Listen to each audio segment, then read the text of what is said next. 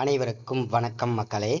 இந்த ஒரு வீடியோவில் நம்ம எதை பற்றி பார்க்க போகிறோம் அப்படின்னா, எல்லாருமே ஃபோட்டோலே தம்ப்நெயிலே டைட்டிலே பார்த்துட்டு தான் கிளிக் பண்ணி உள்ளே வந்திருப்பீங்க மக்களே. ஆமாங்க, வரக்கூடிய 15ஆம் தேதி, அதாவது இன்று முதல் சரிங்களா, உங்களுடைய நகைக்கடன் 5 சவரனுக்குள்ளே இருக்கக்கூடிய நகைக்கடன்களும் அதே போல் 40 கிராமுக்குள்ளே இருக்கக்கூடிய நகைக்கடன்களும் முழுமையாக இன்று முதல் தள்ளுபடி செய்யப்படும் அப்படின்னு சொல்லியிருக்காங்க. கூட்டுறவு வங்கிகளில் வைத்திருக்கக்கூடிய நகைக்கடன்கள் முழுமையாகவே தள்ளுபடி செய்யப்படும் அப்படின்னு சொல்லியிருக்காங்க. இதற்காக கிட்டத்தட்ட 6000 கோடிக்கும் மேலே ஒதுக்கீடு செஞ்சுருக்கிறாங்க. இதில் வேளாண்மை பட்ஜெட் கூட்டம், அதாவது இந்த 2025-26ஆம் ஆண்டிற்கான வேளாண்மை பட்ஜெட் கூட்டம் நடைபெற்றது. இந்த வேளாண்மை துறைக்காக மட்டும் இந்த 1.5 வருஷத்துல ஆட்சி இருக்கிற வரைக்கும் கிட்டத்தட்ட 45,000 கோடி ரூபாய் ஒதுக்கீடு செஞ்சிருக்கிறாங்க. அதுல விவசாயிகளுக்கு நகைக்கடன்கள் தள்ளுபடி, அதே மாதிரி பயிர்க்கடன்கள் தள்ளுபடி, இந்த மாதிரி நிறைய நலத்திட்ட உதவிகளுக்காக இந்த ஸ்கீம் அப்டேட்லாம் கொடுத்துருக்குறாங்க. அதே போல 45,000 கோடியும் இது எல்லாமே ஒதுக்கியிருக்காங்க. இந்த நகைக்கடன் தள்ளுபடி பெற தகுதி உள்ள நபர்கள் யார் யாரு, அதற்கான காரணமும் அதற்கான விளக்கமும் நம்ம பார்க்க போறோம். அதே போல நகைக்கடன் தள்ளுபடி பெற தகுதி இல்லாத நபர்கள் யார் யாரு, அதற்கான காரணமும் அதற்கான விளக்கமும் தெளிவாகவே பார்க்க போறோம். சரிங்களா? தொடர்ந்து நம்ம வீடியோவை பார்க்கறதுக்கு முன்னாடி நமது கவர்மெண்ட் ஜாப் டெய்லி அப்டேட் சேனலுக்கு இப்போதான் நீங்கள் ஃபர்ஸ்ட் டைமாக முதல் முறையாக நமது சேனலை பார்க்குறீங்க, நமது வீடியோவை பார்க்குறீங்க அப்படின்னா மறக்காமல் சப்ஸ்கிரைப் பண்ணிவிட்டு பக்கத்தில் இருக்க பெல் பட்டனை கிளிக் பண்ணி ஆல்ன்ற ஆப்ஷனில் போட்டு வச்சுக்கோங்க. அப்போ தான் நம்ம போடக்கூடிய அரசு துறையிலிருந்து வரக்கூடிய எல்லா விதமான கவர்மெண்ட்டோட ஜாப்ஸ் அப்டேட்ஸ் நோட்டிஃபிகேஷன் இது எல்லாமே நீங்கள் உடனுக்குடனே நமது சேனலில் ஈஸியாகவே துல்லியமாகவே தெரிஞ்சுக்க முடியும். சரிங்களா? ஸோ அது மட்டும் இல்லாமல் உங்களுடைய ஃப்ரெண்ட்ஸ், ரிலேட்டிவ்ஸ், கான்டாக்டில் இருக்கக்கூடியவங்க எல்லாருக்கூடையும் ஷேர் பண்ணிங்கன்னா ரொம்ப ரொம்ப பயனுள்ளதாக இருக்குங்க. சரிங்களா? சரி, ஓகே, வாங்க வீடியோக்குள்ளே போயிட்டு இதற்கான முழுமையான தகவலும் அப்டேட்டுமே தெரிஞ்சுக்கலாம். சரிங்களா? இங்கே தெளிவாக நமக்கு மென்ஷன் பண்ணி சொல்லியிருக்காங்க.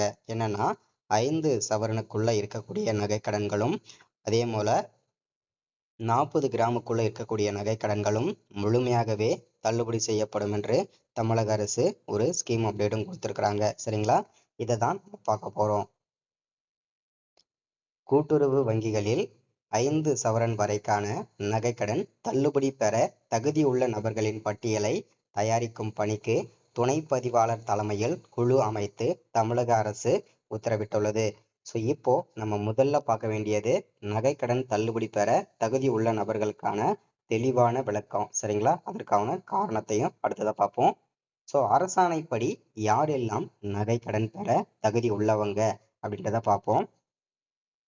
தமிழக அரசால் வழங்கப்பட்டுள்ள குடும்ப அட்டையில் வழங்கப்பட்டுள்ள 1 அல்லது 1க்கு மேற்பட்ட குடும்ப உறுப்பினர்கள் 1 அல்லது 1க்கு மேற்பட்ட கூட்டுறவு நிறுவனங்களில் 1 அல்லது 1க்கு மேற்பட்ட பொது நகைக்கடன்கள் பெற்றிருந்து அவர்களின் மொத்த நகைக்கடன்களின் மொத்த எடை 40 கிராம் வரை, அதாவது 5 பவுனுக்குள்ள இருக்கக்கூடிய நகைக்கடன்கள் இருந்தால் அவங்களுடைய நகைக்கடன்கள் தள்ளுபடி செய்யப்படும் சொல்றாங்க. உங்களுக்கு இன்னமும் தெளிவா விளக்கமா சுருக்கமா சொல்லணும் அப்படின்னா 5 சவரனுக்குள்ள, ஓகேங்களா, 4 கரெக்டா 5 சவரன் இருக்கணும். அப்படி இல்லைன்னா 4 பவுனு 95, அதாவது 9.5 கிராம் இருக்கணும். இந்த மாதிரி, ஓகேங்களா? ஸோ அந்த மாதிரி இருந்தாலும் சரி, 40 கிராம் கரெக்டாக 1 கிராம் 2 கிராம் அப்படின்னு சொல்கிறாங்களே, அது மாதிரி 40 கிராமுக்குள்ளே இருந்தாலும் உங்களுடைய நகைக்கடன்கள் முழுமையாகவே தள்ளுபடி செஞ்சுடுவோம் அப்படின்னு சொல்லியிருக்காங்க. அதற்கான காரணத்தையும் பார்க்கலாம், தெளிவாக பார்க்கலாம். தமிழக அரசால் வழங்கப்பட்ட குடும்ப அட்டை ஆதார் எண் விவரங்களை சரியாக அளித்தவர்களுக்கு மட்டுமே நகைக்கடன் தள்ளுபடி வழங்கப்படும் சொல்றாங்க. அடுத்ததா மறுவாழ்வு முகாம்களில் வசிக்கும் இலங்கை தமிழர்களுக்கும் நகைக்கடன் தள்ளுபடி வழங்கப்படும் அப்படின்னு சொல்றாங்க. அடுத்ததா தமிழக அரசின் குடும்ப ஓய்வூதியதாரர்கள், சரிங்களா, பென்ஷன் வாங்குறாங்க இல்லையா, அவங்களுக்கும் தள்ளுபடி பெற தகுதியானவங்க அப்படின்னு சொல்றாங்க. அடுத்ததா தற்போது வரை செல்லுபடியாகக்கூடிய குடும்ப அட்டை வைத்துள்ள நகை கடன்தாரர்கள் தள்ளுபடி பெற தகுதியானவர்கள் அப்படின்றதையும் மென்ஷன் பண்ணி சொல்லியிருக்காங்க. அடுத்ததா நகைக்கடன் தள்ளுபடி பெற தகுதி இல்லாதவங்க யார் யாரு, அதற்கான காரணத்தை பார்ப்போம், அதற்கான விளக்கத்தையும் பார்க்கலாங்க. சரிங்களா?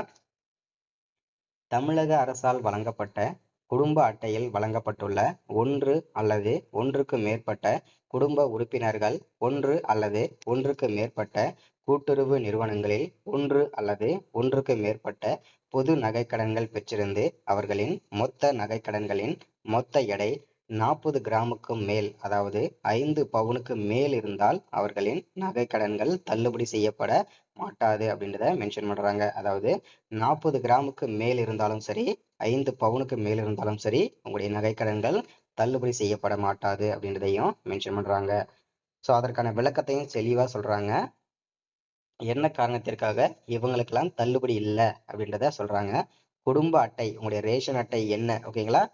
ஸோ அந்த வழங்காதவர்கள் மற்றும் தவறாக வழங்கியவர்களுக்கு இந்த நகை கடன்கள் தள்ளுபடி கிடையாதுன்னு சொல்றாங்க. அடுத்ததா ஆதார் எண்ணை வழங்காதவர்கள் மற்றும் தவறாக வழங்கியவர்களுக்கு தள்ளுபடி கிடையாதுன்னு சொல்றாங்க.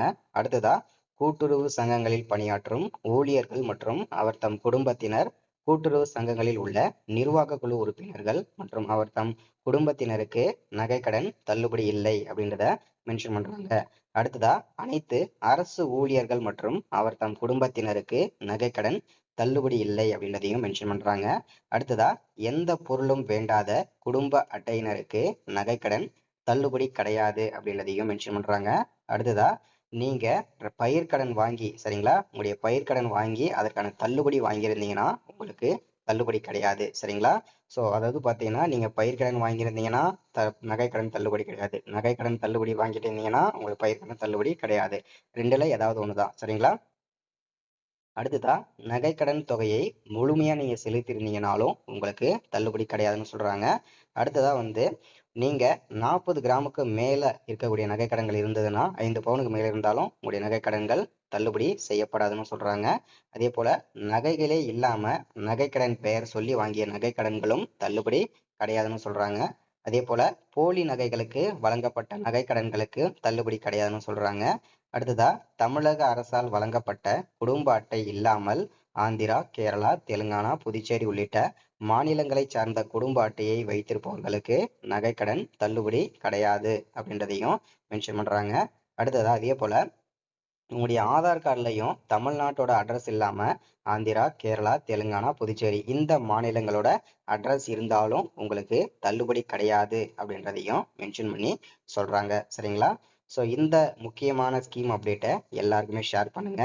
இன்று முதல் உங்களுடைய நகைக்கடன்கள் 5 பவுனுக்குள்ள இருக்கக்கூடிய நகைக்கடன்களும் அதே போல 40 கிராமுக்கு உள்ள இருக்கக்கூடிய நகைக்கடன்களும் முழுமையாகவே தள்ளுபடி செய்யப்படும் சொல்றாங்க, சரிங்களா? ஸோ எல்லாரும் இந்த ஸ்கீமை பயன்படுத்திக்கோங்க. Thank you, welcome. மறக்காம சப்ஸ்கிரைப் பண்ணிடுங்க.